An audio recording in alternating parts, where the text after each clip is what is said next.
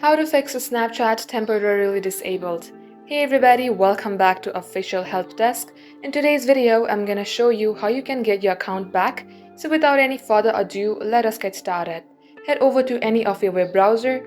In my case, I'm using Chrome application, and at the top search bar, type in Snapchat support. Once you do so, you will see Snapchat support in the first search result. You will also see a submit a request. Just tap onto it.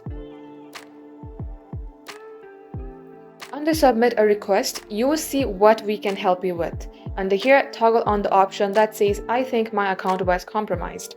Once it is so, scroll below and enter your username. Just like so, enter your email address at the box below, your phone number that is registered with your Snapchat account, and lastly, the description of your problem, that how you are facing temporarily disabled account problem. Once you do so, go ahead and tap and submit. Now wait for the Snapchat email and follow the on-screen prompt to fix your problem. That wraps up today's tutorial. If you would like to see more videos on this topic, then all you have to do is comment down below and we will make a video on that topic. In the meantime, do like this video and subscribe to our channel, and don't forget to hit the notification bell icon to never miss an update from us. Thank you for watching, and I'll see you in our next upload.